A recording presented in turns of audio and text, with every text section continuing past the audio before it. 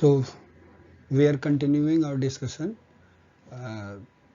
related with radiation, history or historical perspective and its characteristics के बारे में.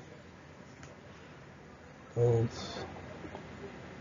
अभी तक हम लोग डिस्कस कर चुके हैं कि रेडिएशन का डिस्कवरी कैसे कैसे हुआ और रेडिएशन क्या है, कितने टाइप्स के रेडिएशन है, उनका प्रोडक्शन कैसे होता है, उनकी प्रॉपर्टी क्या क्या है, राइट. और अब हम लोग डिस्कस करने वाले हैं कि how radiation deposits it's energy into the matter. ठीक है. सो अब हम लोग क्या डिस्कस करेंगे, how radiation deposit its energy in matter and that's what it is, the dissipation of energy in matter. तो हम लोग अब यहाँ से शुरू करने वाले हैं. ठीक है. A brief examination of atomic structure will help to explain how rays can penetrate matter. ठीक है. यदि हमें ये डिस्कस करना है कि रेडिएशन जो है अपनी एनर्जी को कैसे डेसिपेट करेगा मैटर में, तो उसके लिए हमें ज़रूरी है कि हम एटॉमिक स्ट्रक्चर को समझें, right. That's what it says, a brief examination of atomic structure will help to explain how rays can penetrate matter, right. The various kinds of atoms serving as the building block of terrestrial things are made up of a nucleus and orbital electrons. So जितने terrestrial things हैं या matter, so all substances जो भी है, they are made up of एक nucleus and orbital electrons. Most of the mass is concentrated in the nucleus. Yet, in relative terms, nucleus occupies a space only about that of a basketball in the center of a large gymnasium. Like आप ऐसे समझ लो कि एक football का मैदान और उसमें एक फुटबॉल का साइज, राइट. वो साइज जो है वो न्यूक्लियस का है. ठीक है. फुटबॉल का मैदान एटम है और फुटबॉल का साइज सेंटर में रख दो फुटबॉल के मैदान में, तो वो न्यूक्लियस है, राइट. सो इट सेज पहली चीज क्या है, एक it is made up of, all matter is made up of nucleus and orbital electrons, right. Okay. और that of a printed period on a page near the middle of a large classroom. समझे? मतलब basically आप ये याद रखो कि पूरा football का मैदान एक याद रखो और उस फुटबॉल के मैदान में के सेंटर में फुटबॉल रखा हुआ है, वो फुटबॉल जो है वो न्यूक्लियस है, विजुअलाइज करने के लिए, करेक्ट. और फुटबॉल का मैदान एटम. ठीक है. The rest of the empty space, जब फुटबॉल रख दिया तो rest of empty space through which the tiny light electrons revolve at tremendous speeds. ठीक है. जो tiny छोटा इलेक्ट्रॉन जो है it revolves with tremendous speed, बहुत हाई वेलोसिटी के साथ रिवॉल्व करता है. Their orbital configurations are many times the radius of the atomic nucleus. Thus, the unoccupied territory is ample for penetration by rays. अब आपको समझ में आया? देखो, यदि मान लो कि ये वाला एरिया ये फुटबॉल का मैदान है, ठीक है जी. तो ये सेंटर में एक छोटा सा पॉइंट, राइट, दिखाने के लिए बनाया।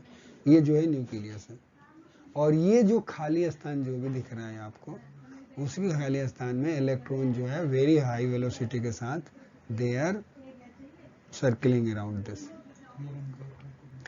तो आप देखो कितना उसके पास स्पेस खाली है, जिसके थ्रू गामा रे क्या कर सकता है, क्रॉस कर सकता है। आप विजुअलाइज कर लो कि सारे के सारे गामा रेज एब्जॉर्ब नहीं होने, इसीलिए तो बॉडी में जब इंजेक्ट करते हो तो बहुत सारे बाहर होते हैं। समझे? क्लियर? Okay fine. सो ये एटम का पिक्चर है। आगे चले, बहुत बढ़िया। Radiations lose their energy in passing through materials. This energy may merely displace electron from one orbital cell to another of high energy to produce excited atoms. क्या करेगा? Radiation lose their energy in passing through the material. जब भी material से होकर के पास करता है तो वो अपनी एनर्जी लूज करता है, एंड दिस एनर्जी जो एनर्जी लूज किया, दिस एनर्जी नियरली डिस्प्लेस, वो क्या करता है, वो डिस्प्लेस करता है इलेक्ट्रॉन्स को, कहां से, from one orbital shell to another of high energy. यदि एक ऑर्बिटल से हायर ऑर्बिटल एनर्जी पे जब उसको डिस्प्लेस करेगा तो उस केस में एटम जो बनेगा वो उसको एक्साइटेड एटम बोलते हैं। Got it? राइट? ठीक है, क्लियर? एक तो एक्सप्लेन करने की जरूरत नहीं है ना। Ultraviolet light is classified as an exciting ray. ठीक है, आगे चल के दिखाएगा। वो फिगर 1 में हमने अल्ट्रा वायलेट लाइट जो था वो दिखाया था स्पेक्ट्रम में, correct. It is chemically less efficient and biologically less effective than the ionizing rays. Ultraviolet rays जो है वो क्या है, अल्ट्रावायलेट रेज कहां से निकल रहा है, right, because of excitation of atoms, इसलिए उसका दे रहा है कि ultraviolet rays, ultraviolet light is classified as a exciting ray. दूसरा बोल रहा है जो अल्ट्रावायलेट लाइट जो है it is chemically less efficient, मतलब केमिकल डैमेज उतना ज्यादा केमिकली वो रिएक्ट नहीं करेगा, एंड बायोलॉजिकली लेस इफेक्टिव है than ionising radiation. Ionising radiation से कम केमिकली एक्टिव भी है और कम क्या, आयोनाइजिंग रेडिएशन नहीं, बायोलॉजिकली मतलब डैमेज जो करेगा वो बायोलॉजिकल डैमेज भी कम करेगा आयोनाइजिंग रेडिएशन के कंपैरिजन में, ultraviolet light. Also, since it is absorbed by the superficial tissue of microorganism, its genetic implications are limited. तो चूंकि सुपरफिशियल टिश्यू में ही अल्ट्रावायलेट लाइट जो है वो एब्जॉर्ब हो जाता है, इसलिए जेनेटिक म्यूटेशन, ट्रांसफॉर्मेशन, इस टाइप की चीजें कम होने की संभावना है, अच्छी लिमिटेड है अल्ट्रावायलेट लाइट के बारे में। ठीक है जी, आगे चलें, बहुत बढ़िया, good. Ionising rays are so called because their principal means of dissipation of energy in passing through the matter is the ejection of electron from atoms in their path। चूंकि वो क्या कर रहा है, इलेक्ट्रॉन को इजेक्ट कर देता है when radiation passes through the matter, और स्पेशली आयोनाइजिंग रेज, तो वो क्या करता है, इलेक्ट्रॉन को इजेक्ट कर देता है, तो एटम जो है वो आयोनाइज हो जाता है, इसलिए उसका नाम ही पड़ा है आयोनाइजिंग रेडिएशन या ionising rays. When an electrically neutral atom has lost one or more of its orbital electrons, the atom is left positively charged। ठीक है, एटम से यदि कोई भी एक इलेक्ट्रिकली न्यूट्रल एटम है, उसमें से एक या एक से ज्यादा ऑर्बिटल इलेक्ट्रॉन निकल जाए तो वो क्या बन जाएगा, पॉजिटिवली चार्ज बन जाएगा। ठीक है, राइट, उसको पॉजिटिवली चार्ज हो गया, that is ionised. An ionized atom is one eager for chemical reaction. फिर आयोनाइज्ड एटम है तो वो केमिकल रिएक्शन करेगा दूसरे के साथ, केमिकली एक्टिव हो गया, right. The ejected electron at ionisation eventually becomes attached to another atom. जो इलेक्ट्रॉन निकला है वो क्या हो सकता है कि अनदर एटम के साथ जाकर के अटैच हो सकता है, making the latter a negative ion. जब वो किसी दूसरे एटम के साथ, न्यूट्रल एटम के साथ जाकर के जो इलेक्ट्रॉन इजेक्ट हुआ था वो जाकर के अटैच हो जाएगा तो उसको क्या बना देगा, निगेटिव आयन बना देगा. ठीक है. In its passage the electron produces secondary ionisation. जब इलेक्ट्रॉन आगे बढ़ता है मटेरियल में तो ऐसा हो सकता है कि इलेक्ट्रॉन के पास सफिशिएंट एनर्जी हो और किसी दूसरे न्यूट्रल एटम से भी इलेक्ट्रॉन जो है वो इजेक्ट करेगा, राइट. तो अब जो इजेक्ट करेगा, राइट, उसको बोलेंगे सेकेंडरी आयोनाइजेशन हुआ. पहला वाला प्राइमरी है, फर्स्ट टाइम जब रेडिएशन हिट करेगा वहां से इलेक्ट्रॉन निकलेगा तो एटम जो है पॉजिटिव बन जाएगा और इलेक्ट्रॉन निकलेगा, इलेक्ट्रॉन के पास यदि सफिशिएंट एनर्जी है और फर्दर दूसरे न्यूट्रल एटम को वो जाकर के आयोनाइज करता है तो ये जो आयोनाइजेशन जो सेकंड पार्ट में जो हो रहा है वो होगा सेकेंडरी आयोनाइजेशन. ठीक है, आगे चलो. बहुत बढ़िया. Since matter is made up of positively charged atomic nuclei and negatively charged electron, we can easily appreciate the fact that electrically charged particles interact with atoms in the molecules which surround their path. क्या मतलब हुआ?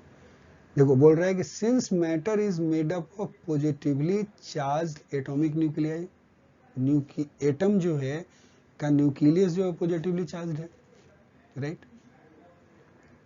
और negatively charge electron वही था, atom में तो यही था, करेक्ट. पॉजिटिव चार्ज न्यूक्लियस था और निगेटिव चार्ज जो है इलेक्ट्रॉन जो थे वही रिवॉल्व हो रहे थे फास्ट स्पीड से, करेक्ट. और ये मैटर का कंपोजिशन है. तो आप बोल रहे हैं कि we can easily appreciate the fact that electrically charge particle जो होगा वो क्या करेगा, will interact with the atoms in molecules which surround their path. मतलब बेसिकली जो मैटर जो बना है वो एटम मोलिकुल्स से बनेगा, राइट. एटम्स, मोलिकुल्स, कंपाउंड, मिक्सचर जो भी हो सारे मैटर हैं, राइट. ये चीज हम लोगों ने पढ़ा. तो मोलिकुल्स जो है, मोलिकुल्स में भी तो मैटर है, सॉरी मोलिकुल्स के अंदर एटम है और एटम में भी क्या है, पॉजिटिव चार्ज न्यूक्लियस है और इलेक्ट्रॉन जो है निगेटिवली चार्ज वो रिवॉल्व कर रहा है और बाहर से जो इंटरेक्ट करने वाला है वो भी चार्ज पार्टिकल इलेक्ट्रॉन है या कोई भी चार्ज पार्टिकल हो, चाहे पॉजिटिव हो या नेगेटिव हो. तो ये दोनों के बीच में उसी मोलिकुल्स के एटम के साथ ये जाकर के चार्ज पार्टिकल जो है वो इंटरेक्ट करेगा. ठीक है, it's okay, fine. The charge particle of corpuscular rays. अब देखो हमने दो तरह की चीजें डिस्कस करी थी इसके पहले रेडिएशन में कि रेडिएशन में दो चीजें होंगी, एक फोटोन होगा, राइट, जिसका मास नहीं होगा, राइट, और कॉर्पस्कुलस जो है वो चार्ज पार्टिकल है तो उसका चार्ज भी होगा और मास भी होगा. ठीक है, करेक्ट. यहां पे तो बोला चार्ज पार्टिकल ऑफ कॉर्पस्कुलर मतलब चार्ज पार्टिकल रेडिएशन जिसमें मास भी होगा, मे अट्रैक्ट और repel electrons from their atomic orbit. मतलब आपके पास ये न्यूक्लियस है, राइट, और इधर इलेक्ट्रॉन है तो यहां पे भी तो ये निगेटिव चार्ज पार्टिकल आ गया आपका, तो इधर कोई भी चार्ज पार्टिकल होगा, यहाँ पे सपोज करो चार्ज पार्टिकल दूसरा जो हो सकता है, इसके पास मास भी है और चार्ज भी है, तो ये निगेटिव चार्ज और ये निगेटिव चार्ज, ये रिपेल्सन होगा। या यदि मान लो कि ये पॉजिटिव हो जाए तो उस केस में इसके और इसके बीच में अट्रैक्शन होगा। तो यही बात बोल रहा हो कि charge particle of corpuscular rays may attract or repel electrons from their atomic orbits। वो जिस एटॉमिक ऑर्बिट में इलेक्ट्रॉन जो थे, जिस ऑर्बिट में चक्कर लगा रहे थे, उनको आइदर अट्रैक्ट करेगा या रिपेल करेगा, जैसा नेचर होगा उसका खुद का। ठीक है, डिपेंडिंग अपॉन देयर चार्ज के हिसाब से। It is more difficult to comprehend how electromagnetic radiation give up energy to the molecules. Electromagnetic radiations में उसके पास क्या है, फोटोन है, फोटोन के पास चार्ज भी नहीं है, मास भी नहीं है, सिर्फ एनर्जी है, करेक्ट। तो ये बोल रहा है कि ये थोड़ा कंप्रीहेंड करना, it is more difficult to comprehend how electromagnetic radiation give up energy to the molecules through which they pass, although we may be aware of packets of energy called quanta. तुम्हें पता है कि packets of energy जो है वो quanta के form में होता है, लेकिन फिर भी इसको थोड़ा कंप्रीहेंड करना थोड़ा मुश्किल होता है कि कैसी ये एनर्जी जो है वो ट्रांसफर कर रहा है, ठीक है जी। ये इलेक्ट्रोमैग्नेटिक रेडिएशन के बारे में बताया, और दूसरा जो बताया कॉर्पस्कुलस रेज के बारे में, जिसमें चार्ज भी है और मास भी है, वहां का तो समझना इजी हो गया, क्योंकि एटॉमिक ऑर्बिटल में भी निगेटिव चार्ज है, तो यदि ये निगेटिव होगा तो रिपेल करेगा, और यदि ये पॉजिटिव इंटरेक्टिंग चार्ज पार्टिकल होगा तो उस केस में अट्रैक्ट करेगा, और वैसे करके या दर उसको पुल करेगा या पुश करके बाहर निकालेगा, जैसे भी करेगा। सही है, आगे चले, बहुत बढ़िया। The shorter the wavelength the richer in energy. जितना वेवलेंथ कम होगा उसकी एनर्जी उतनी ही ज्यादा होगी। आर द क्वांटा, मतलब specially in case of electromagnetic radiation के केस में क्या होगा, shorter the wavelength richer the energy,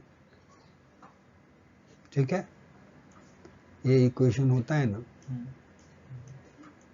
A is equal to h c divided by lambda, ये लेमडा वेवलेंथ है, ठीक है।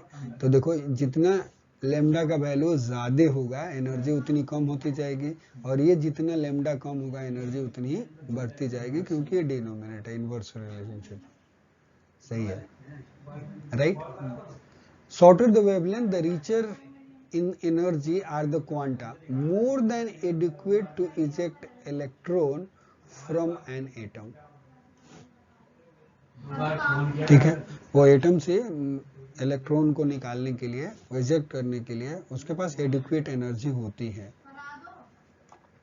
Here again we are dealing with a charged particle which upon its release from atomic orbit will travel through the matter. अब यहाँ पे भी क्या करेगा कि ये एनर्जी जो थी इलेक्ट्रोमैग्नेटिक रेडिएशंस की, जो एनर्जी ज्यादा है, इतनी एडिक्वेट है या इतनी ज्यादा है कि वो इलेक्ट्रॉन को इजेक्ट कर देगी। तो जो एक्स्ट्रा एनर्जी जो गया इजेक्शंस के बाद, उसके बाद वो क्या करेगा, इलेक्ट्रॉन जो होगा वो इलेक्ट्रॉन, और वो इलेक्ट्रॉन जो होगा वो मैटर में फिर ट्रेवल करेगा, ठीक है जी। और तो एक्चुअल डैमेज जो होगा वो इलेक्ट्रॉन ही करेगा, क्लियर। इसीलिए देखे होंगे कि इलेक्ट्रॉन, पॉजिट्रॉन या ऑल इलेक्ट्रॉन और फोटोन का रेडिएशन वेटिंग फैक्टर सेम होता है, क्योंकि अल्टीमेटली फोटोन जो है वो कैसे करेगा, इंटरेक्ट कैसे कर रहा है और बायोलॉजिकल डैमेज कैसे कर रहा है, रेडिएशन वो जाकर के इलेक्ट्रॉन के फॉर्म में ही कर रहा है, समझ गया, okay good. On the basis X rays, gamma rays may be viewed as a means of releasing energetic electrons within irradiated material. तो यदि आप ऐसे भी समझ लो, यदि मटेरियल इरेडिएटेड मटेरियल किसी भी मटेरियल के अंदर एनर्जेटिक चार्ज पार्टिकल प्रोड्यूस करना हो तो क्या करेंगे हम लोग, एक्सरे और गामा रे से एक्सपोज कर देंगे उसको, सही भाई। तो उसमें एनर्जेटिक इलेक्ट्रॉन जो है वो निकल जाएगा, सही है। तो good. There are 3 distinct physical process hereby a quantum of energy can release an electron from an atom। 3 process है, राइट, जिससे क्या होगा, क्वांटम ऑफ एनर्जी मतलब फोटोन जो है वो क्या करेगा, it can release electron from the atom. वो 3 प्रोसेस कौन कौन से हैं, तो एक है फोटो इलेक्ट्रिक इफेक्ट, दूसरा है कॉम्पटन इफेक्ट, एंड तीसरा क्या है, द पेयर प्रोडक्शन या पेयर इफेक्ट। ठीक है, ये 3 प्रोसेस है। Which of these three predominates, इसमें से कौन तीनों में से डोमिनेट करेगा, depends on the energy of the X ray and on the atomic number of the material traverse. तो इस तीनों में से कौन सा डोमिनेट करेगा वो डिपेंड करता है कि एनर्जी कितनी है फोटोन की जो ट्रेवल कर रहा है, और जो मटेरियल जो है जिसके थ्रू होकर के ट्रेवल कर रहा है उसका एटॉमिक नंबर कितना है, इसके ऊपर डिपेंड करेगा। एनर्जी एंड जेट पे depend, right, energy of photon और the material, atomic number of the material through which it is traversing. बढ़िया। The photoelectric and Compton effects are diagrammed in figure 1.3। ये 1.3 figure है, यहाँ पे दिखाया है फोटो इलेक्ट्रिक इफेक्ट और ये जो है वो कॉम्पटन इफेक्ट है। क्या बोल रहे हैं, द फोटोन, लेफ्ट वाला फिगर के बारे में बात कर रहा है, photon strikes electron of N oxygen atom, right. ये ऑक्सीजन एटम का यहाँ पे ये बनाया है, स्ट्रक्चर बनाया है, और पार्ट ऑफ इट्स एनर्जी, जैसे एक इलेक्ट्रॉन को स्ट्राइक करता है एक क्वांटम ऑफ एनर्जी, तो क्या करता है, parts of its energy is used for removal of electron to exterior of atom. मतलब उस इलेक्ट्रॉन को इस एटम से बाहर निकालने तक जो एनर्जी खर्च हो रही है, this is part of energy, सिर्फ part of energy of the incident photon. It is used to eject this electron and to bring out of the atom. Right. Remainder, क्या बोले, remainder of energy is imparted to electron. If it has enough energy, the electron produces ion pairs as it travels through the medium। मतलब यदि इस electron के पास जो है enough energy है जो इजेक्ट हुआ, तो ये क्या करेगा, अदर एटम को फिर से ऐसे ही आयोनाइज करेगा। वो तब तक आयोनाइज करता चला जाएगा जब तक कि उसकी एनर्जी पूरी की पूरी एग्जॉस्ट नहीं हो जाती है। तो दूसरे के साथ अटैच होकर फिर नेगेटिव आयन बनाएगा, कुछ में कुछ करता रहेगा, थर्मल होकर के खत्म हो जाएगा, राइट, जो भी, ठीक है। राइट साइड में कॉम्पटन इफेक्ट की बात में बोल रहे हैं। कॉम्पटन में क्या हो रहा है, photon loses only parts of energy, ठीक, only parts of its energy to the electron and travels in on the another direction with reduced energy। मतलब यहाँ पे क्या हो रहा है कि ये बोल रहे हैं कि फोटोन जो है अपना पार्ट्स ऑफ, कुछ अपना पार्ट जो है एनर्जी वो इलेक्ट्रॉन को इजेक्ट करने में लगाया, और बाकी जो एनर्जी जो थी उसके पास, वो जिस डायरेक्शंस में चल रहा था उस डायरेक्शंस में नहीं जाता, वो दूसरे डायरेक्शंस में चल पड़ता है अपनी एनर्जी लेकर, डाइवर्ट हो जाता है, उसका पाथ डाइवर्ट हो जाता है, राइट। जैसे सीधे चल रहा था तो सीधे नहीं चल करके थोड़ा टकराएगा, रास्ता बदल देगा। ठीक है जी। उधर से ना, उधर से इधर आ जाए पूरा। हाँ, जहां भी जाए ठीक है। The energy the electron produces ion pairs until attached. ठीक है, क्या बोला? Electron produces ion pairs until attached, मतलब तब तक वो आयन पेयर प्रोड्यूस करता रहेगा जब तक कि किसी न्यूट्रल एटम के साथ जाके अटैच नहीं हो जाता, जाके चिपक नहीं जाता। ठीक है, सही है बॉस? ठीक है। चले आगे। हाँ हाँ, हाँ। बढ़िया, तो छा गए आप लोग। Right, at lower energies all quanta are completely absorbed. जब फोटोन जो है, फोटो इलेक्ट्रिक इफेक्ट में यदि कम एनर्जी होगी तो सारी की सारी एनर्जी जो होगी वो एब्सॉर्ब हो जाएगी, राइट। और ज्यादा होगी तो वो अपना लेकर के जाएगा, कॉम्पटन होएगी, right. Electrons are ejected from their atom with energy equal to the difference between the initial energy of the photon and the binding energy of the ejected electron. ठीक है, एट लोअर एनर्जी क्या हो रहा है? All quanta are completely absorb, electrons are ejected from their atoms with energy. कितनी energy से निकलेगा?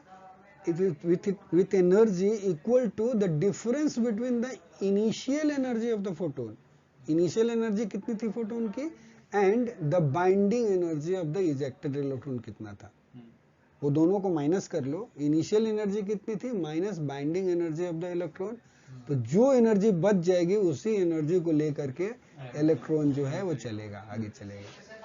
ठीक है, because the energy of a photon is transferred to an electron, this is called photoelectric effect।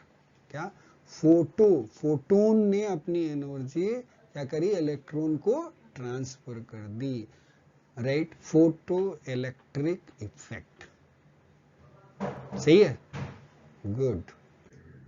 चलिए जी, एज एनर्जी लेवल इंक्रीजेस, फिर क्या होता है? impinging quanta collide directly with orbital electrons to eject them। ठीक है, but only a fraction of the energy is used। वो क्या करता है? जैसे जैसे जब एनर्जी इसकी बढ़ते जाती है, as the energy levels increases, तो impinging quanta मतलब फोटोन जो है वो क्या करता है? Collide directly with orbital electron, बिल्कुल इलेक्ट्रॉन से डायरेक्टली जाके हिट करता है, समझे? It hits directly to eject electrons, but only a fraction of energy is used. उसकी पूरी की पूरी एनर्जी यूज नहीं होती है इजेक्ट करने के लिए। The remainder is transferred into a new quantum of lower energy. जो बाकी एनर्जी जो बच जाती है, it is transferred into a new quanta of lower energy, उससे कम एनर्जी, जो इनिशियल एनर्जी थी उससे कम। in turn able to produce ion, मतलब वो एनर्जी, वो जो क्वांटा जो लोअर एनर्जी का है वो भी आयन प्रोड्यूस कर सकता है। The entire process is known as the Compton effect. ये पूरा प्रोसेस जो है को क्या बोलते हैं? कॉम्पटन इफेक्ट बोलते हैं। सही है, ये तो आप लोगों को पता ही है, कभी कभी रिपीटेशन हो जाता है, अच्छा है, राइट। ये सेम लगता है कि रिपीट हो गया है, right.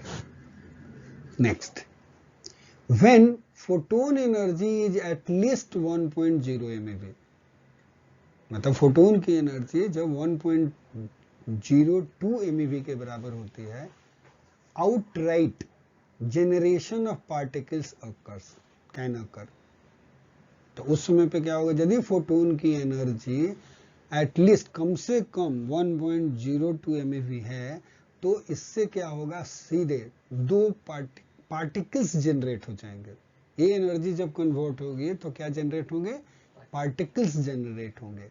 Specially when radiation traverses the atomic seat of strong forces, right?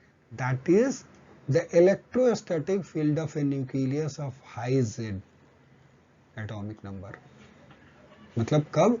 ये जब न्यूक्लियस के उसके फील्ड में आकर के जब इंटरेक्ट करता है। देखो लिखा है क्लियर कट। स्पेशली कब पार्टिकल्स जनरेट होगा? When radiation traverses the atomic seat of strong forces. कहां पे? That is the electrostatic field of nucleus of high Z, मतलब high Z atomic number.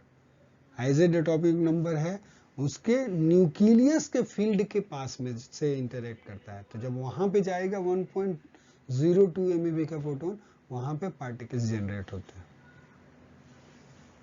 Simultaneously the photon disappears and A neutron and A positron appears, hence the term pair production.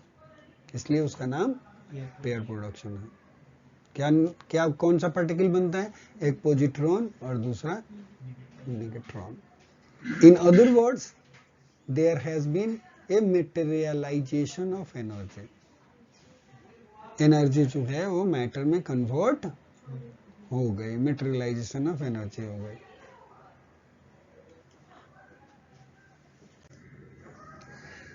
The energy required to create a particle is calculated from the Einstein equation of the relationship between energy and mass, which is equal to E is equal to mc square। ये तो सबको पता है, चलो है नहीं। in which, चलो आगे बढ़ो। in which m is the mass of an electron and c is the speed of light। but anyway मैं धीरे धीरे ही चलूंगा, मैं नहीं दौड़ूंगा, ठीक है? okay।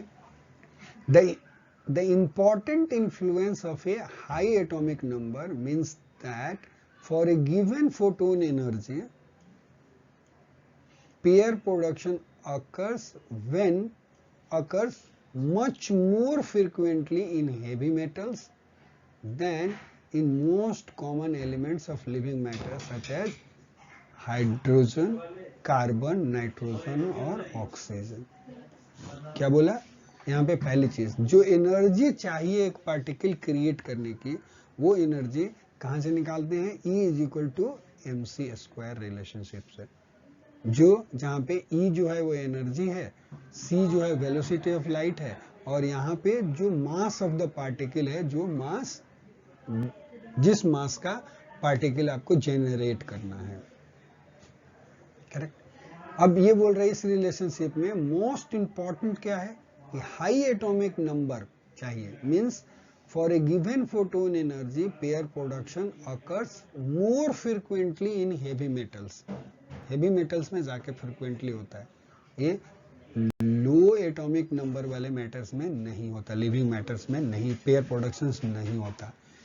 जैसे for example hydrogen, carbon, nitrogen और ऑक्सीजन। तो आपकी बॉडी में होएगा पेयर प्रोडक्शन? चलो बढ़िया, good. Finally at very high energetic transmutation may occur when gamma rays are absorbed by atomic nuclei and cause subsequent neutron emission. ऐसा हो सकता है क्या? At very high energy transmutation कब होएगा? जब गामा रेज जो होगा वो एटॉमिक न्यूक्लियाई के अंदर पूरी की पूरी एनर्जी एब्जॉर्ब हो जाएगी एंड उस एनर्जी का कन्वर्जन न्यूट्रॉन के इमिशन में होगा। तो ये भी हो सकता है। सही है, बढ़िया, तो छा गया हम लोग। ठीक है, आगे चलो। Neither charged nor electromagnetic, the neutron does not lose its energy to the electrons of atoms in the material traverse। क्या? neither charge nor electromagnetic, the neutron जो है वो क्या करता है? does not lose its energy। Neutron अपनी energy electron को transfer नहीं करता, it doesn't transfer to electrons of an atom। समझ गए? इन द मटेरियल ट्रैवर्स, जब वो न्यूट्रॉन जब मटेरियल से ट्रैवर्स करता है तो वो अपनी एनर्जी इलेक्ट्रॉन को ट्रांसफर नहीं करता, लूज करेगा लेकिन नहीं transfer, does not lose its energy to the electrons of an atom in the material transport. Instead they are billiard ball interactions with atomic nuclei. वो क्या करता है, वो एटॉमिक न्यूक्लियाई के साथ इंटरेक्ट करता है न्यूट्रॉन। उसी का भाई बंधु है, रहता तो उसी घर में था बेचारा, बाहर आ गया तो कहाँ जाएगा, उसी के पास जाएगा ना जहां से निकला था। We all have to move to the source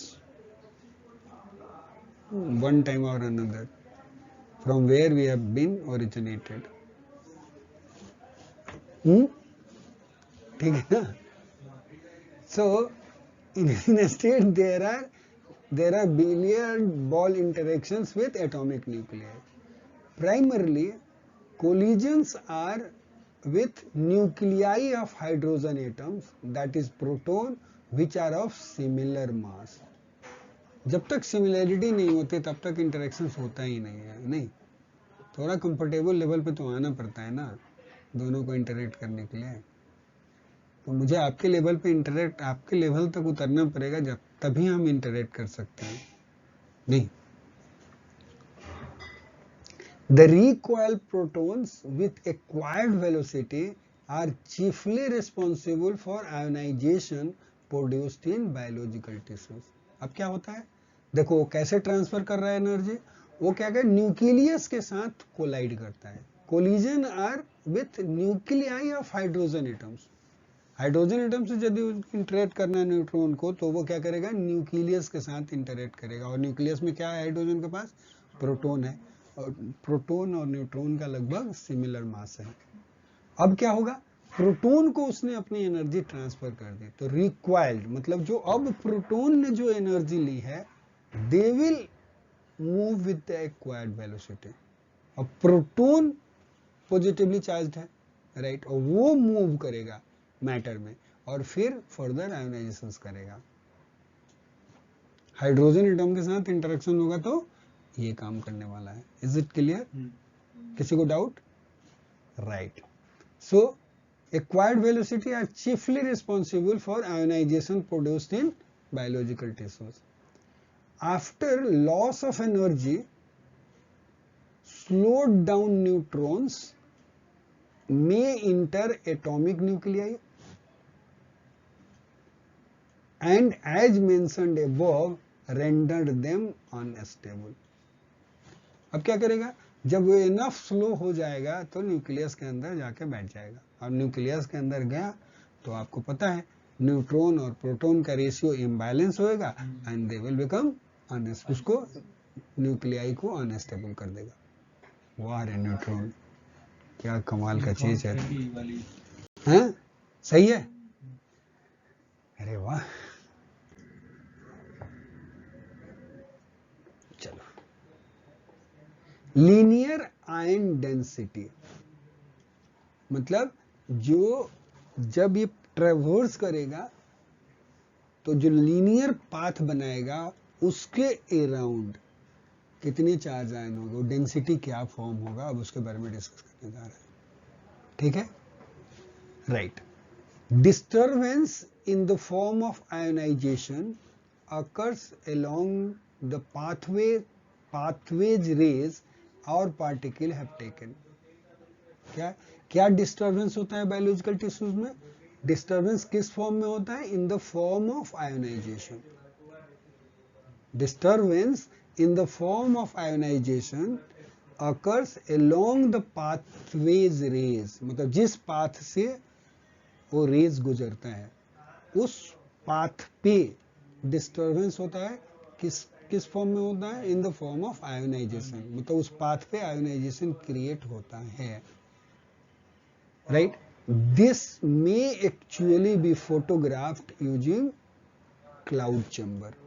किससे फोटोग्राफ करते हैं? इस टाइप का आयोनाइजेशन ट्रैक दिखाना हो तो किससे फोटोग्राफ करते हैं? क्लाउड चैम्बर से। ठीक है जी, यहां पे दिखा रहा है, अभी देखो ये यहां पे क्या है ये समझने की कोशिश करो। ये लेफ्ट साइड है, ये देखा है लेफ्ट में दिखाया diagram of Wilson cloud chamber. ये विल्सन क्लाउड चैम्बर का डायग्राम है, इसमें क्या होता है, gas saturated with water vapour is under pressure until the piston is suddenly withdrawn। देखो यहां पे क्या है, गैस है, gas saturated with water vapour, ये देखो सुपर सेचुरेशन, यहां पे गैस है, गैस इनक्लोज्ड है। सेचुरेटेड विथ वाटर वेपर मतलब सुपर सेचुरेटेड है ये, राइट। ये पिस्टन है, इधर की तरफ यदि देंगे तो पिस्टन आगे बढ़ेगा, इधर बढ़ेगा, तो ये गैस जो होगी वो फैलेगी। यहाँ पे कैमरा लगा हुआ है और इधर से क्या हो रहा है, लाइट आ रहा है, ठीक है। इधर से लाइट आएगा तो ये जो कुछ भी इधर होना है यहाँ पे, राइट, इधर से लाइट आएगा तो वाटर वेपर है तो ये चमकेगा, कैमरा से आप फोटोग्राफ ले सकते हो, राइट। अब पढ़ते हैं आगे क्या लिखा, gas saturated with water vapour is under pressure है, ये प्रेशर यदि दबा के रखा है तो प्रेशर में है। वहीं लिख रहा है कि until the piston is suddenly withdrawn, मतलब सडनली जब पिस्टन को बाहर निकाल दें तब तक तो उसके ऊपर प्रेशर रहेगा ही ना, right, fine. To cause cooling and supersaturation, right. अब क्या बोल रहे हैं कि ये वाटर वेपर से जो सेचुरेटेड है ये, राइट, हाँ, तो ये बोल रहा है कि जैसे आप पिस्टन रिलीज करोगे, पिस्टन हटाओगे, राइट, तो क्या होगा, इट विल कॉज कूलिंग, उसकी कूलिंग होगी और सुपर सेचुरेशन होएगा, राइट, राइट। अब राइट साइड में क्या दिखाया, यहाँ पे दिखा, right, an ionising particle passes through the chamber immediately after expansion, right. क्या हुआ, आयोनाइजिंग पार्टिकल को कब पास कर रहे हो, इमीडिएटली आफ्टर एक्सपेंशन प्रोसेस, जैसे ये पिस्टन रिलीज कर रहे हो वैसे ही आयोनाइजिंग पार्टिकल को पास करते हैं, समझ गए, right. After expansion produces a trail of ions to act as condensation nuclei for fine droplets of water, right. Ionisation होता है फिर और वो फाइन ड्रॉपलेट्स ऑफ वाटर जो है वो दिखते थे, और यही फोटोग्राफ होता है। तो इससे इसका क्या पता चलता है, इसका ट्रैक मिल जाता है कि रेडिएशन जो है किस ट्रैक से होकर के गया था। तो जहां जहां आयोनाइजेशन हो रहा है उधर ही ड्रॉपलेट्स बनते जा रहे हैं और उसका फोटोग्राफ आ जाता है, ठीक है boss. Wilson cloud chamber, yes. अब एग्जामिनर का दिमाग कुछ भी घूम सकता है, कैसे फोटोग्राफ लेते हैं, कौन सा इंस्ट्रूमेंट होता है, भैया ध्यान से पढ़िएगा। नहीं वो अभी तो कहाँ पता चल रहा है, अभी तो वो सिस्टम ठीक नहीं है, वो मुझे पसंद ही नहीं है कि एक दिन बैठ करके आप 10 क्वेश्चन पूछ लो एंड नहीं, it's true, what is that, वो कैसे जज करोगे आप पूरे के पूरे लोगों को, यू कैन जज, it has to be round the process ना। उनको बच्चों को कैसे समझ में आएगा, जब तक हम उनका बराबर टेस्ट नहीं लेंगे तो नहीं हो सकता, वो पढ़ेंगे ही नहीं। आप 1 साल 2 साल में एक बार किसी का एग्जाम ले लोगे तो आप कितनी चीजें पूछ लोगे, कितना जज कर लोगे, 5 क्वेश्चन पूछ करके वाकई में आप जज कर लोगे क्या, it's not possible boss, this is truth. खैर एनीवे, अभी हमारा वो टॉपिक नहीं है, राइट। सो आफ्टर द ये ट्रेल मिल जाता है, long tracks diffusing from the ion trail are made by photo electrons. Long trail मतलब वो क्या है, जो इलेक्ट्रॉन जो मिलेंगे फोटो इलेक्ट्रॉन, उनके पास भी वेलोसिटी होगी और वो जाएंगे मटेरियल में, तो बाकी ये ट्रेल ये से दूर दूर ये भी जो दिख रहा है, उस ट्रैक के बाद जो इलेक्ट्रॉन जो थे निकले वो भी मूव कर रहे हैं, तो जहां रुकेंगे वहां का फोटोग्राफ सबसे ज्यादा आएगा, वो जाकर के आयोनाइज और जगह भी तो कर रहे हैं। The visible white streaks can be photographed if adequate illumination and dark background are supplied. Adequate lighting हो और डार्क बैकग्राउंड पे यदि इसका फोटोग्राफ लिया जाए तो क्लियरली दिखेगा, समझ गए सर। तो क्या ये बताया यहाँ पे कि डिस्टरबेंस जो होता है जब बायोलॉजिकल टिश्यूज में या किसी भी मटेरियल में, जब आयोनाइजिंग रेडिएशन उससे होकर के पास करता है, वो किस फॉर्म में डिस्टरबेंस होता है? In the form of ionization. और उस पाथ, जिस पाथ से होकर के गुजरता है, उस पाथ पे ये ट्रैक बनता है, ये आयोनाइजेशंस बनते हैं। चले सर, विल्सन क्लाउड चैम्बर से फोटोग्राफ होता है। बढ़िया। Linear ion density is a distinguishing feature of ionizing radiation from biological stand point. यदि बायोलॉजिकली देखा जाए और वहां पे यदि हमें डोज, उसके इफेक्ट को देखना हो, तो यही चीज देखा जाता है, लीनियर आयन डेंसिटी कितनी थी, कैसी है, कितना ज्यादा डेंस है पार्टिकल का पाथ। जो ज्यादा डेंस होगा वो सबसे ज्यादा डैमेज क्रिएट करेगा बायोलॉजिकली, क्योंकि सबसे ज्यादा आयोनाइजेशन वहां पे हुआ है। वो बायोलॉजी आयोनाइजेशन का होने का मतलब क्या है? पहले भी बोला, आयोनाइजेशन मतलब केमिकली रिएक्टिव कंपाउंड्स बना दिया आपने, वो आराम से केमिकली रिएक्ट कर सकता है और उसके चलते बायोलॉजिकल डैमेज होगा। ठीक है जी। For one thing, particle of heavy mass and dense ion tracks are not very penetrating. क्या बोला? For one thing, particles of heavy mass, यदि हेवी उसका मास है, and dense and track are not very penetrating, मतलब बहुत दूर तक penetrate नहीं कर सकता वो, यदि डेंस एंड ट्रैक बना रहे हैं और उसका मास हेवी है तो।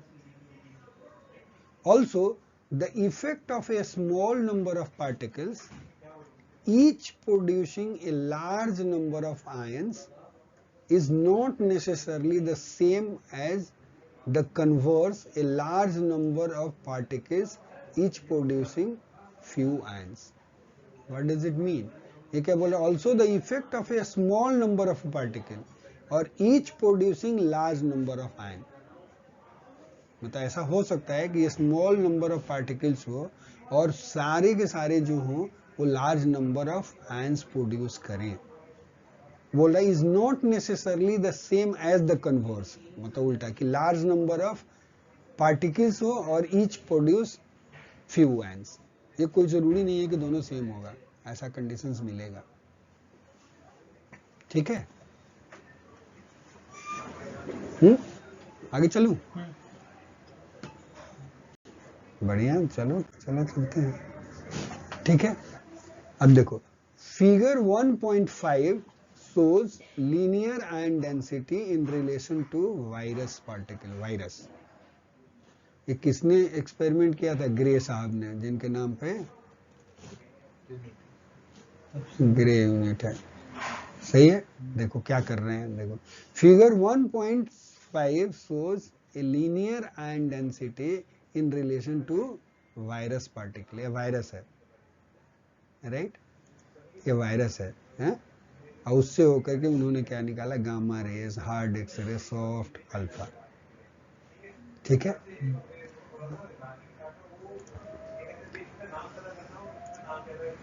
ए matter to be considered in more detail in chapter 2। ठीक है, लीनियर एनर्जी ट्रांसफर।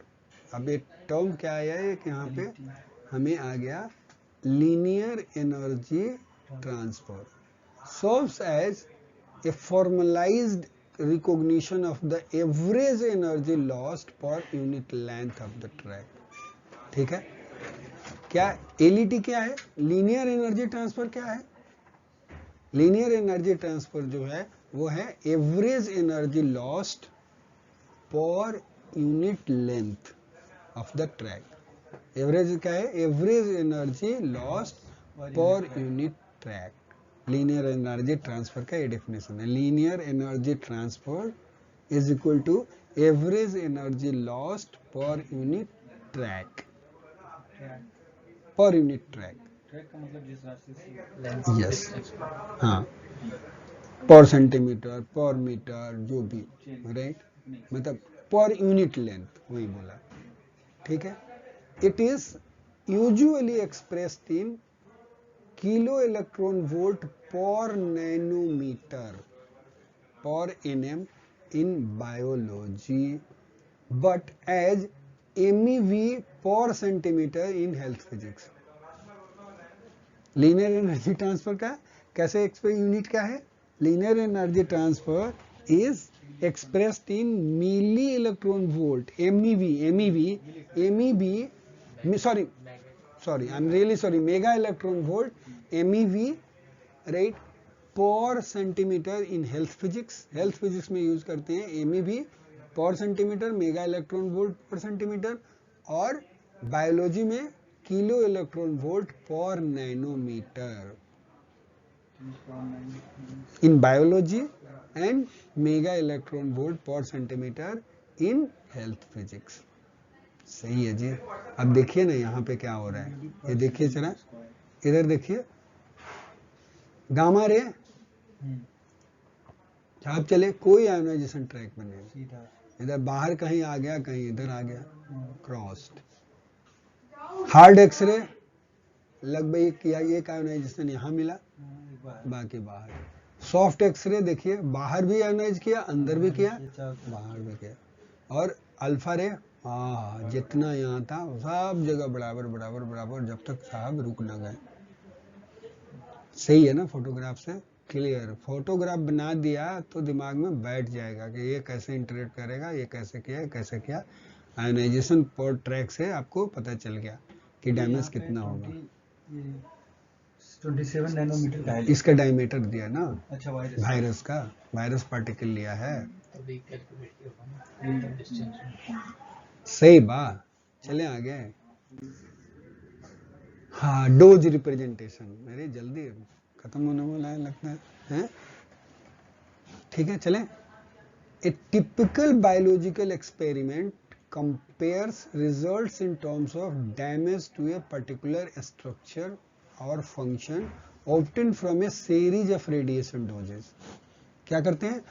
कोई भी जो बायोलॉजिकल एक्सपेरिमेंट्स करते हैं उसमें क्या करते हैं? We compare the results in terms of damage of a particular structure या फंक्शन. कोई भी पर्टिकुलर स्ट्रक्चर जो है उसका फंक्शन कितना डिस्टर्ब हुआ या वो स्ट्रक्चर कितना डैमेज हुआ, राइट.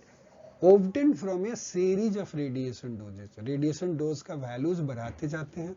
एक डोज दिया, कितना डैमेज, दूसरा डोज बढ़ाया, कितना डैमेज, और नेक्स्ट डोज पे क्या डैमेज या फंक्शन में क्या डिटोरिएशन हुआ. एक डोज दिया, फंक्शन चेंज, एक दूसरा डोज दिया, फंक्शन चेंज, लाइक दैट. तो ऐसे ही करते हैं एक्सपेरिमेंट. बायोलॉजिकल एक्सपेरिमेंट में क्या करते हैं हम लोग? We compare results in terms of damage to a particular structure or function obtained from a series of radiation dose. Clear? These may be expressed as exposure dose या the absorbed or delivered dose. ठीक है, इसको कैसे express करते हैं? या तो exposure dose के रूप में करेंगे या एब्जॉर्ब डोज कितना हुआ, राइट, उसके ये में करेंगे, या डेलीवर्ड डोज, एब्जॉर्ब डोज या डेलीवर्ड डोज के रूप में करते हैं. The roentgen tip originally a small R, now capital R. शुरू में रोंजन को स्मॉल आर से डिनोट करते थे, अब हम लोग कैसे करते हैं? कैपिटल आर से डिनोट करते हैं. Right now I do not know कि ओरिजिनल पहले स्मॉल आर क्यों लिखते थे और अब क्यों आर कैपिटल आर लिख लेना. ढूंढना पड़ेगा, यदि मिल जाएगा तो आप भी ढूंढना, आप लोग भी ढूंढना, हमें बताना. हमें मिल जाएगा तो हम आप लोगों को बता देंगे. बट अभी इतने से ही मतलब we just feel, we should feel content कि पहले जो था वो स्मॉल आर लिखते थे, स्मॉल आर से डिनोट करते थे रोंजन को, अब उसको कैपिटल आर से करते हैं. ठीक है जी. तो रोंजन क्या है? Röntgen is a measure of ionization in air. क्या है रोंजन? क्या है? It is a measure of ionization in air और is a unit of exposure dose for X-ray और गामा रेज के लिए. याद रखिएगा, अल्फा पार्टिकल वगैरह के लिए ऐसा कुछ नाम हम नहीं दिया, बोला एक्सरे और गामा के लिए, रे के लिए क्या है? एक्सपोजर डोज है. It is defined as the quantity of gamma rays which will produce क्या 1 stat coulomb. ये कितना डोज है? It is the quantity of X-ray or gamma rays, right, which will produce 1 stat coulomb. That is 1 electrostatic unit of electricity of either sign in 1 centimeter cube of dry air at 0 degree Celsius and standard atmospheric pressure. तो ऐसे ये defined है क्या? It is the amount of, ये amount of exposure है, right? ये बोला it is the quantity of X rays और gamma rays which will produce 1 electrostatic unit of electricity of either sign in 1 centimeter cube of air, of dry air at 0 degree Celsius and a standard atmospheric pressure. ठीक है? On the basis of the energy required to produce an ion pair in air, the Röntgen may be translated into ergs per gram of air. क्या बोला? On the basis of energy, कितना energy चाहिए? Energy required to produce an ion pair in air, the Röntgen may be translated, Röntgen को values को किसमें, जो electrostatic unit की जो बात करी, it can be translated into ergs per gram of air, and this work out to be 90 ergs. ठीक है? Really a minute amount of energy when one considered that 42 million ergs are required to raise 1 gram of water at 1 degree Celsius. Yes. देखो क्या बोल रहा है, on the, यदि मान लो कि हमें ये चाहिए, on the basis of energy required to produce an ion pair in air, right, एक आयन पेयर एनर्जी, एक आयन पेयर क्रिएट करने के लिए एनर्जी चाहिए, तो उसके टर्म में यदि हमें ट्रांसलेट करना हो तो रॉन्जन को क्या बोलेंगे? रॉन्जन को कैसे कन्वर्ट ट्रांसलेट करना पड़ेगा? इन ergs पर ग्राम में, तो वो आता है 90 ergs पर ग्राम, 90 ergs आता है, मतलब 90 ergs की एनर्जी होगी पर ग्राम पे, यदि हम डालेंगे तो एक आयन पेयर बनेगा। 90 ergs पर ग्राम की एनर्जी होगी तो एक आयन पेयर बनेगा, करेक्ट, राइट। एंड वो आगे बोल रहा है कि this 90 ergs is really a minute amount of energy, बहुत कम एनर्जी है जब आप कंपेयर करते हो किससे, कि 1 ग्राम वाटर का टेम्परेचर 1 डिग्री बढ़ाना हो, 1 ग्राम वाटर के टेम्परेचर को 1 डिग्री से इंक्रीज करना हो, तो हमें चाहता है 42 मिलियन ergs की एनर्जी चाहिए होती है। उसके कंपैरिजन में ये एनर्जी बहुत कम है, correct. Now it says it is it not remarkable that a few hundred Röntgen can kill a man? एक few बोल रहा है ना, few hundred Röntgen से आदमी मर जाएगा। Is it not remarkable then that a few hundred Röntgens can kill a man? भाई 42 मिलियन ergs तो चाहिए 1 डिग्री टेम्परेचर वाटर का बढ़ाने के लिए, और एक आयन पेयर क्रिएट करने के लिए 90 ergs की एनर्जी चाहिए थी, तो कुछ फ्यू Röntgen की एनर्जी से आदमी मर जाता है। यार सोचने की बात है ना, ये एनर्जी रेडिएशन क्या कमाल करता है ना, सोचने की बात, इतना कम एनर्जी पे भी। ठीक है, आगे चलो, बहुत बढ़िया। The Röntgen was introduced by the International Commission on Radiological Units in 1921. Röntgen कब इंट्रोड्यूस हुआ? 1928। कुछ गलत बोल दिया, 1928, sorry, right. Röntgen was introduced by the International Commission on Radiological Units in 1928।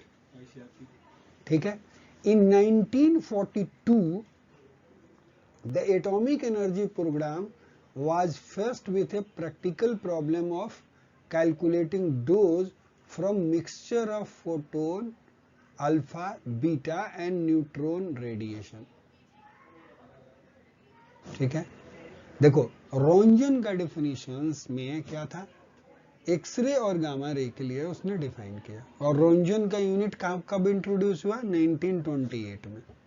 1942 में इन लोगों एटॉमिक एनर्जी प्रोग्राम जो था वहां पे डोज कैलकुलेट करना था, और डोज किससे कैलकुलेट करना था, अल्फा प्रोटॉन फोटोन से, अल्फा बीटा और न्यूट्रॉन रेडिएशन से। तो उनको डिफिकल्टी आई भाई कैसे एक्सप्रेस करें। Now HM. Parker of the Hanford project suggested that a unit called Röntgen equivalent physical, उसके बाद दूसरा यूनिट क्या है, Röntgen equivalent physical, REP, REP, right, as a way to progress from familiar capital R unit into the measurement of absorbed dose। तो उन्होंने क्या suggest किया, absorb dose calculate करने के लिए यूनिट रोंजन इक्विवेलेंट फिजिकल उस समय पे, राइट। अब देखो unfortunately different authors used values ranging from 83 to 95 ओग्स पर gram for absorption in air, water और टिश्यू। एयर और वाटर टिश्यू में उन्होंने क्या यूज करना शुरू कर दिया, हम लोग 90 ओग्स पर ग्राम निकाले थे, राइट, और यहाँ पे लोगों ने क्या यूज करना शुरू, 83 से लेकर के 95 ओग्स पर ग्राम यूज करने लगे लोग कि ऑब्जॉर्प्शन इन एयर हो रहा है, वाटर हो रहा है और टिश्यू में, इसका रेंज लोगों ने, कोई कुछ यूज कर रहा है, कोई कुछ यूज करता था। Finally the situation was resolved in 1953, right, when the RAD was proposed, ये RAD यूनिट जो है, when RAD was proposed at 7th International Congress of Radiology। RAD कब proposed हुआ और किस साल proposed हुआ, अगेन MCQ वाइवा क्वेश्चन, घुमाने के लिए थोड़ा डीप में घुसेगा तो RAD की हिस्ट्री से उठा लेगा। सही है, करेक्ट ना। RAD was proposed in 1953 और कब, it was at the 7th International Congress of Radiology में। As the unit of absorbed dose, the RAD indicates the acquisition of a fixed amount of energy, right, और that fixed amount of energy कितनी है, 100 ogs per gram of the irradiated material, right, कितना होता है 100 ओग्स पर ग्राम। और कई बार लोग पूछते हैं एग्जामिनर, हमारे बच्चे रेड नहीं बता पाते हैं, वो बोलते हैं रेड और ग्रे में कन्वर्जन बता देते हैं, 1 gray is equal to 100 rad, बस वो ये नहीं बता पाते कि रेड क्या है, ठीक है, 100 ओग्स पर ग्राम रेड होता है। और आगे हम लोग और हिस्ट्री पढ़ेंगे, बाकी चीजें एक और लेकर के आएंगे जहाँ पे हिस्ट्री पढ़ेंगे कैसे कैसे ये चीजें जो है इवॉल्व हुई, यूनिट वगैरह कभी कभी बीच बीच में देखते रहेंगे। आगे चलें, आज के लिए अभी तक तो ठीक है, चलो जी सर। द रेम जो है वो क्या है, रोंजन इक्विवेलेंट मैन, पहले क्या था REP, roentgen equivalent physical, right.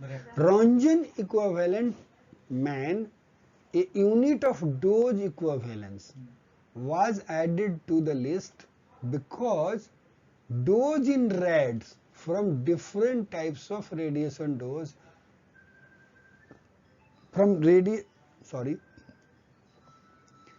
REM, which is the Roentgen equivalent man, a unit of dose equivalence was added to the list because a dose in RADs from different types of radiation does not necessarily produce the same degree of biological effect. इसलिए RAM लेकर के आए लोग। क्यों लेकर के आए कि रैड्स जो था, मतलब मान लो कि 10 rads of alpha particle, 10 rads of the beta particle, 10 rads of the gamma, X ray gamma, तीनों का जो था वो same degree of biological damage नहीं देखा गया। समझे? इसलिए लोग यूनिट क्या लेकर के आए? रैम लेकर के आए, डोज इक्विवेलेंस की यूनिट। समझ गए? And thus it says rem is equal to dose in rads into quality factor। तो रेम क्या होता है?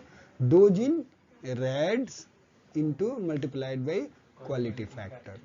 क्वालिटी फैक्टर क्या क्या होगा? अब पता नहीं यार, चलो आगे पढ़ लेते हैं, कुछ ना कुछ मिल ही जाएगा। The quality factor relates the physical effect of another radiation or mixture of radiation to that of electromagnetic radiation। क्या बोला?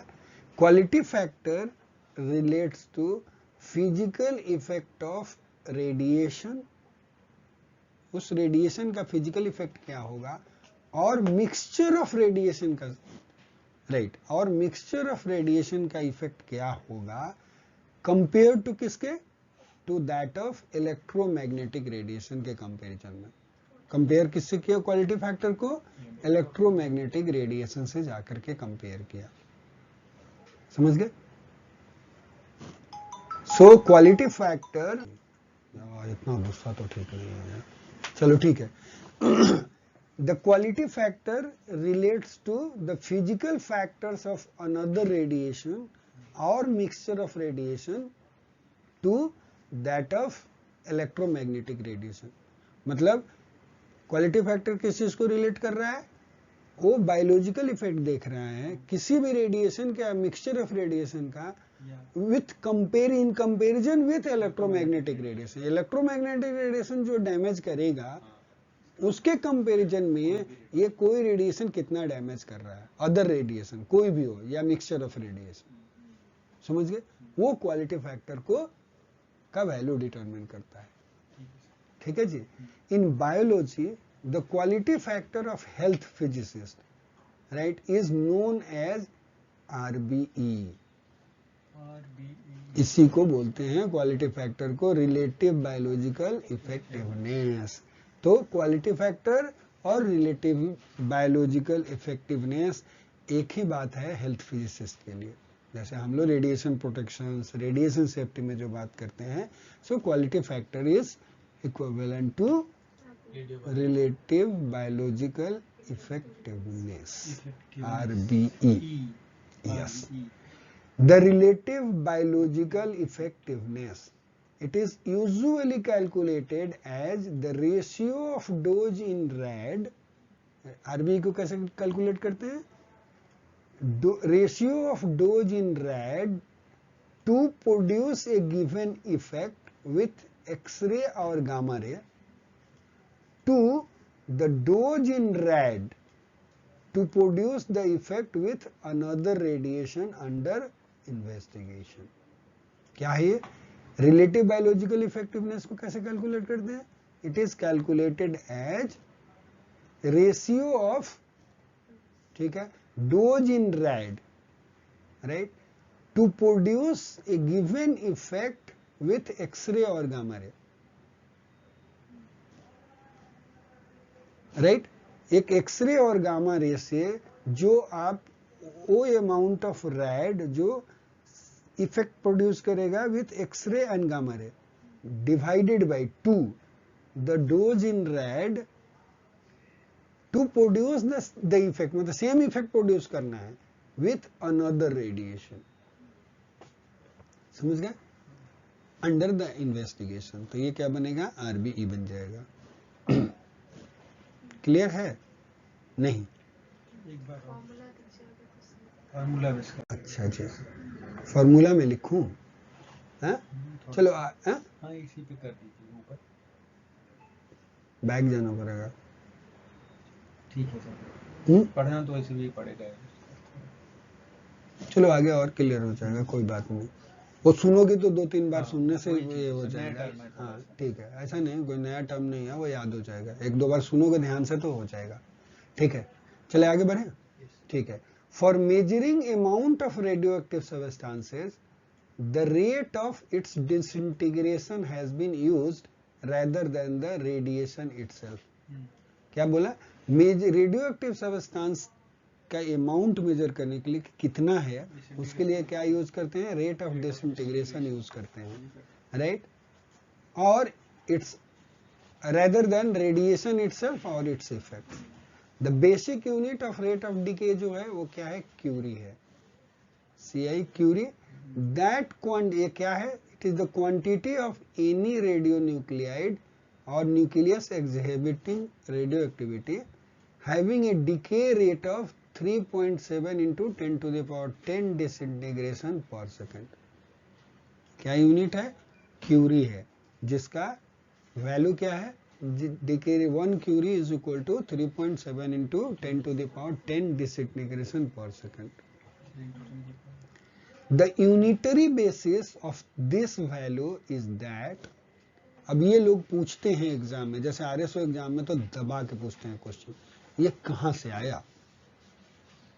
1 curie is equal to 3.7 into 10 to the power 10 disintegration per second। यही क्यों लिया? ऐसे पूछते हैं, यही क्यों लिया? समझ गए? तो इसलिए लिया। द यूनिटरी बेसिस, इसका बेसिस क्या है?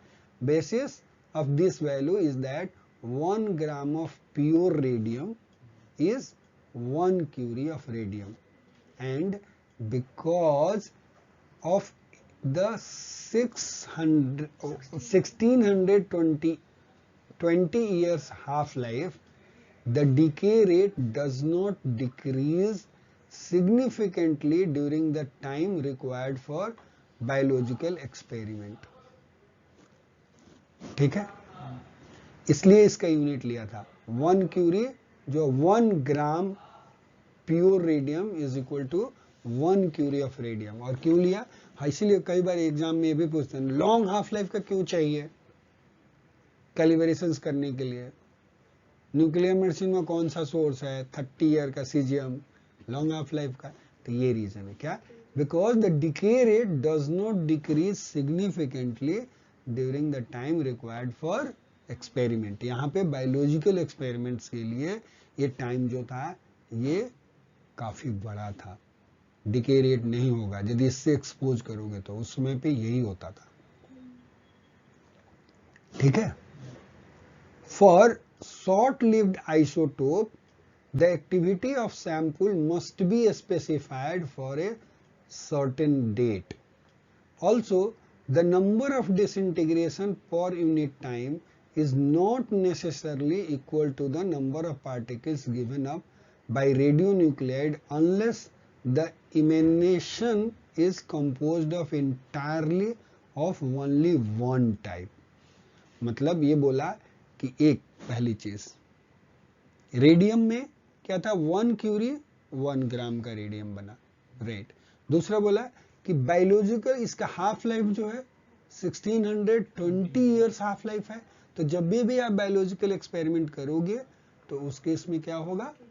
उसका डिके रेट चेंज नहीं होगा, तो सेम रेट से एक्सपोज्ड होगा, राइट। उसके बाद बोला यदि मान लो कि शॉर्ट हाफ लाइफ वाले लेते तो आपको वो डेट चाहिए, सब कुछ पता होना चाहिए कि कब एक्सपेरिमेंट किया था, क्या किया था। यहाँ तो कभी से शुरू कर लो, कोई फर्क नहीं पड़ता, वो डिके हो जाएगा, रेट कांस्टेंट नहीं होएगा। दूसरा चीज बोला यहाँ पे नेक्स्ट बार, also the number of disintegration per unit is not necessarily equal to number of particles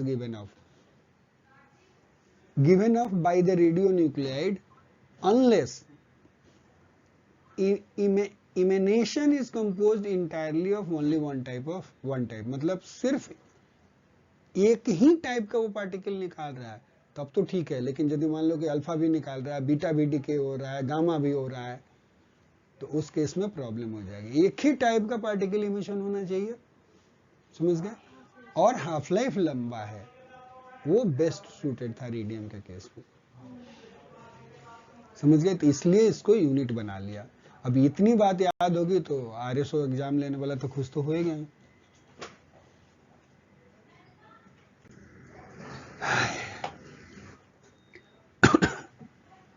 Nice. Furthermore, disintegration per unit time convey nothing about the energy or range of radiation emitted. Correct? जब कोई भी चीज express करते हो तो उसमें यदि disintegration per unit time यदि आदमी बोलता है तो उस केस में it conveys nothing about the energy, कितनी एनर्जी है या उसका रेंज ऑफ पार्टिकल जो है वो कितना इमिट हुआ। Correct?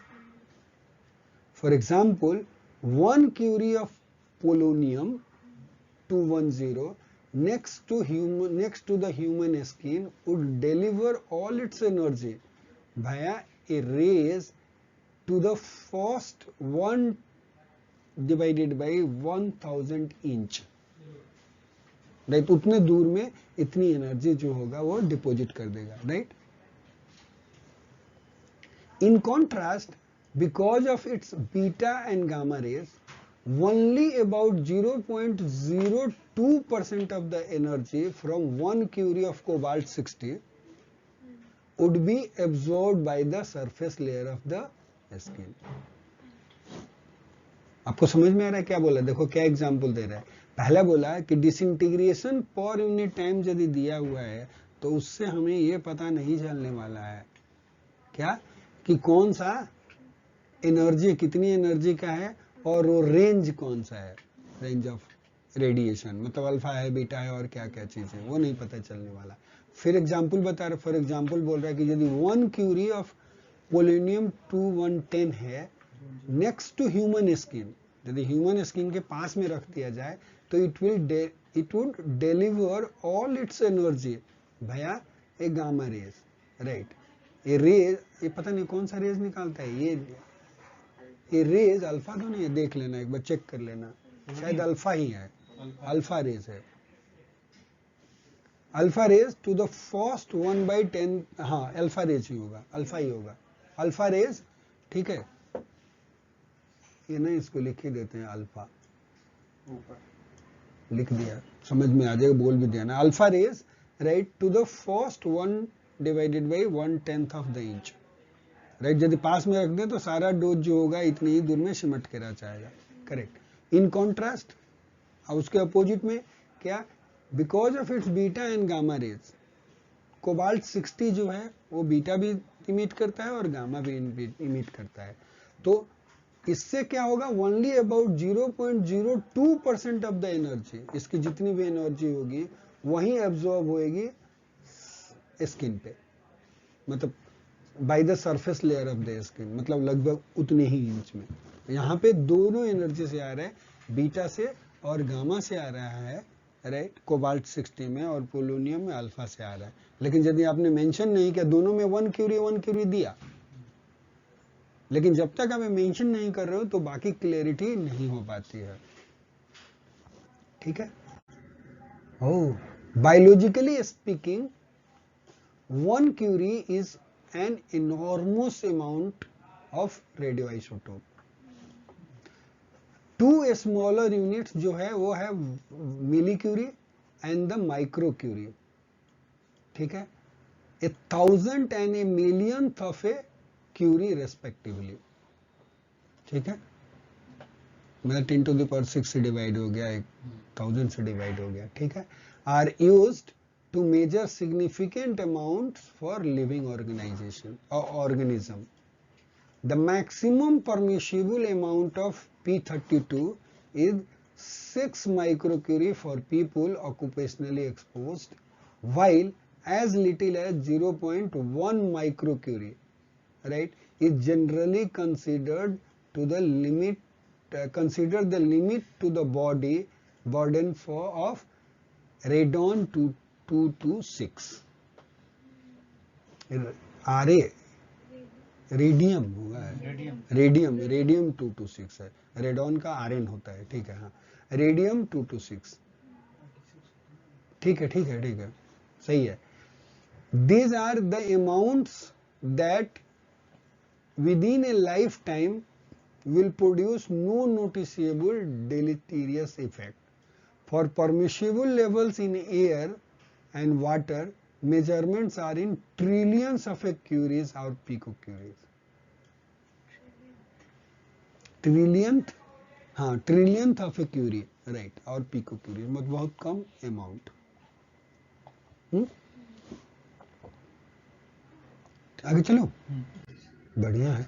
Because of the complicated nature of neutron reaction, it is most convenient to measure and express the neutron flux.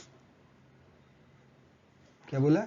Because of complicated nature of neutron reaction, neutron कैसे reaction करता है उसका complicated nature है, तो इसलिए क्या करते हैं, इट इज वी मेजर कैसे, किस टर्म में, it is most convenient to measure and express neutron flux, मतलब किसी की बॉडी पे न्यूट्रॉन का फ्लक्स कितना था, तो इस टर्म्स में मेजर करते हैं। फ्लक्स तो एरिया फिर आ गया ना। हाँ, पर यूनिट एरिया कितने नंबर ऑफ न्यूट्रॉन्स आए, राइट।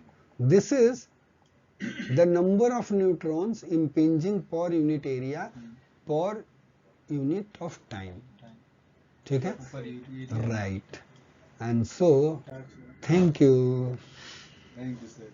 so nice, eh?